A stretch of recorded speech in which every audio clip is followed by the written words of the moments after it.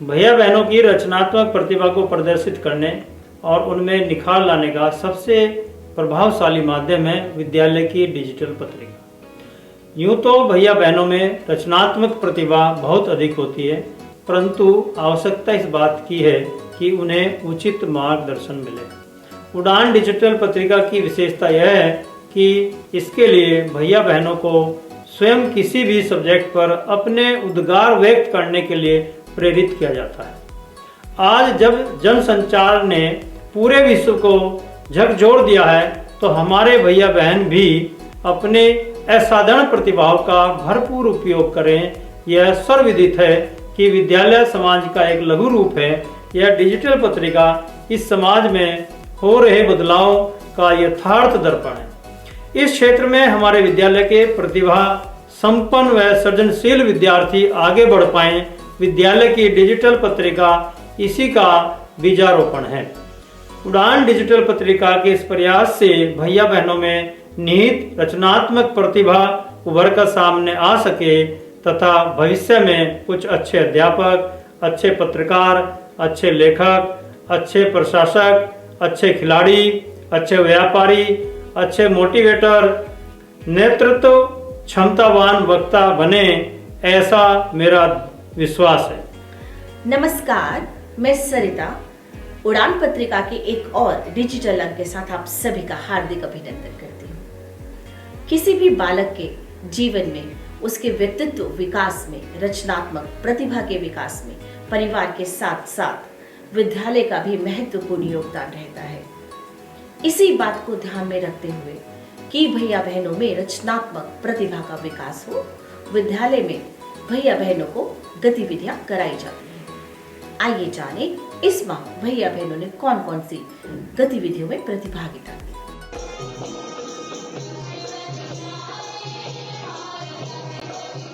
सितंबर माह में विभाग स्तरीय प्रतियोगिताएं आयोजित की गई।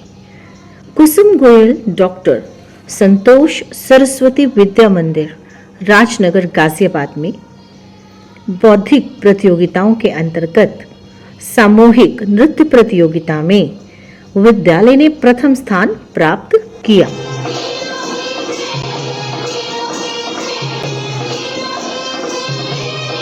विभाग स्तरीय बौद्धिक प्रतियोगिताओं में भैया बहनों के द्वारा उत्कृष्ट प्रदर्शन किया गया। हॉकी प्रतियोगिता में विद्यालय की अंडर 14 एवं अंडर 17 की बहनों की टीम ने द्वितीय स्थान प्राप्त किया।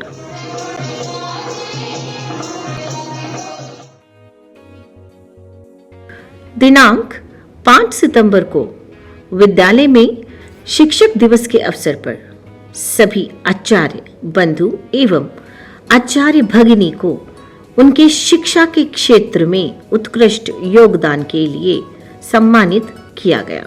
इस अवसर पर विद्यालय प्रबंध समिति से अध्यक्ष श्रीमान सुशील जी, सदस्य एवं समाज सेवक श्रीमान मयंक जी, राष्ट्रीय मंत्री विद्या भारती अखिल भारतीय शिक्षा संस्थान Shriman Shiv Kumar ji, associate professor Shambhu Dayal college Ghaziabad Shrimati Priyanka ji, पूर्व प्रधानाचार्य greenfield public school Ghaziabad Shrimati Renu ji, प्रधानाचार्य श्रीमान सोमगिरी गोस्वामी जी की गरिमामय उपस्थिति रही।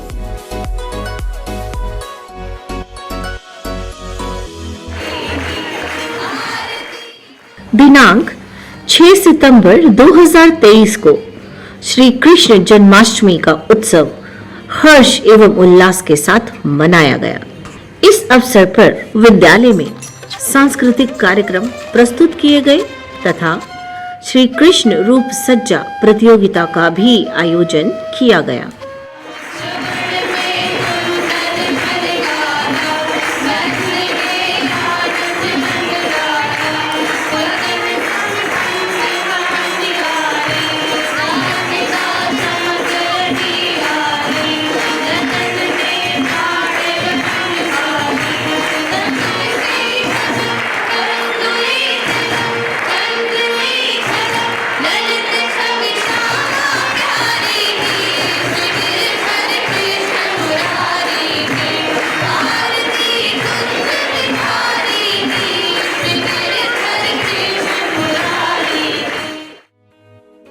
आचार्य विकास प्रशिक्षण के अंतर्गत दिनांक 9 सितंबर को विद्यालय में आचार्य श्रीमती पारुल जी के द्वारा आर्ट्स इंटीग्रेशन विषय पर बैठक ली गई।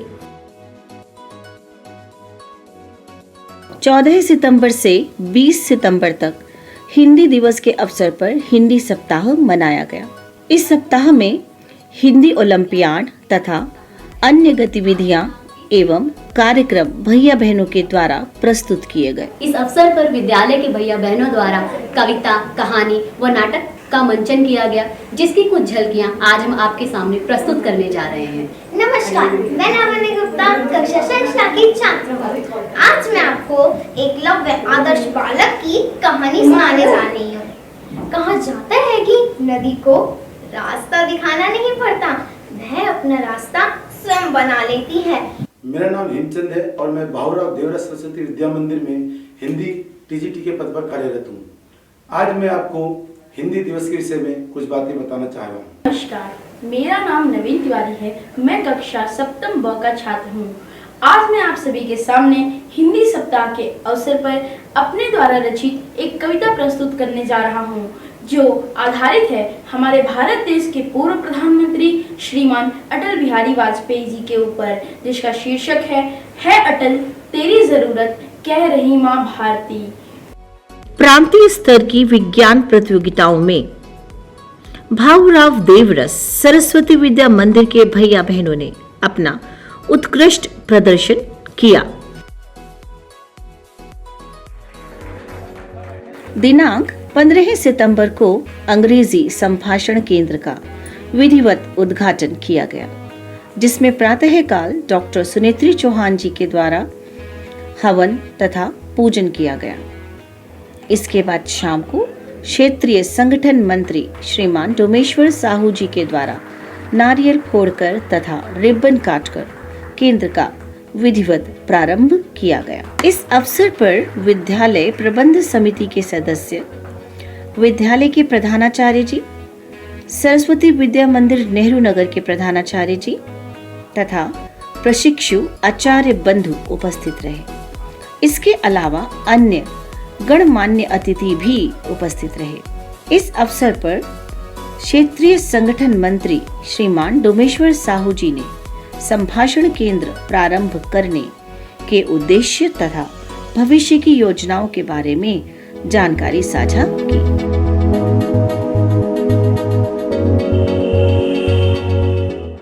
लेकिन यहाँ पर हम ये सीखने के लिए बिल्कुल नहीं आए हैं कि ग्रामर क्या है, कैसा है, क्योंकि ये सब आप जानते हैं। आप किस क्लास में कौन सा लेसन आप कक्षा 9 या 9 में पढ़ाते हैं कि 11th में कि 12th में, इससे भी कोई मतलब नहीं। हम अपने बोलचाल में उसको किस प्रकार से फूलोंगे, जो हम जानते हैं उसको एक वातावरण दे सके क्लासरूम में, वहाँ के भैया बहनों को जो भी अंग्रेजी में बोले उनको हिचक ना। विद्या भारती के बारे में आप जानते ही है, फिर भी अभी की स्थिति क्या है। दिनांक 18 सितंबर को विद्यालय में एक प्रेस वार्ता आयोजित की गई। इस प्रेस वार्ता में नोएडा महानगर के प्रिंट मीडिया एवं इलेक्ट्रॉनिक मीडिया के पत्रकार बंधुओं ने सहभागिता की।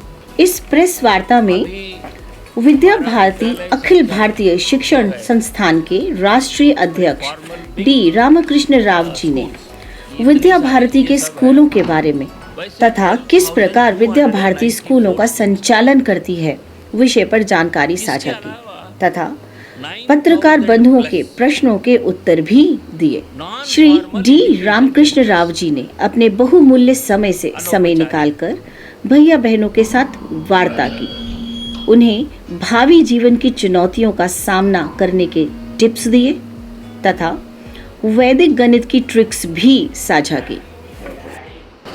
12,294 वो ऐसे बड़े विद्यालय हैं। इसके अलावा अनौपचारिक नॉन फॉर्मल एजुकेशन सेंटर्स, उसमें ज़्यादातर सिंगल टीचर स्कूल्स हैं। number of single teachers. Total ऐसे हमारे देश में जितने सारे स्टेट्स हैं उन सब में तो हमारा प्रेजेंस है। मिजोरम में है, अभी लद्दाख, कश्मीर सब दूर है। अभी मिजोरम जाने के बाद उधर भी जो काम आरंभ हुआ वो भी देखने को मिला। अभी जो संख्या दी गई इट्स अबाउट 35 lakhs, 35 लाख तक, माने फॉर्मल और नॉन फॉर्मल एजुकेशन सेंटर्स मिला के उतना ही है। More than 1.5 lakh teachers across वो भी है। विद्यालय में गणेश चतुर्थी का उत्सव मनाया गया। इस अवसर पर भैया बहनों के द्वारा गणेश जी के विग्रह बनाए गए जो देखने में अत्यंत सुंदर थे। आचार्य श्रीमान नीरज जी के द्वारा उद्बोधन दिया गया तथा उन्होंने इस गणेश चतुर्थी के मनाए जाने के कारण एवं उद्देश्यों की जानकारी साझा की। आज गणेश चतुर्थी का महापर्व। वैसे तो इसके अंतर्गत बहुत सारी कथाओं का प्रचलन है, उसमें दो कथाएं प्रचलित ज़्यादा हैं। एक तो गणेश जी के जन्म की उत्सव पे ये पर्व मनाया जाता है और उसके साथ साथ कहा जाता है कि वेद व्यास जी के द्वारा जब महाभारत की रचना की जाएगी तो महाभारत की रचना के लिए उन्होंने किसी ऐसे व्यक्ति का चयन कर रहा था जो लगातार उस कार्य को कर सके। दिनांक 24 सितंबर 2023 को केशव माधव सरस्वती विद्या मंदिर ककोड़ में विद्या भारती पश्चिमी उत्तर प्रदेश द्वारा 35वें क्षेत्रीय कराटे खेलकूद प्रतियोगिता का आयोजन किया गया। विद्यालय के भैया बहनों ने इसमें अपना उत्कृष्ट प्रदर्शन किया तथा मेडल भी जीते।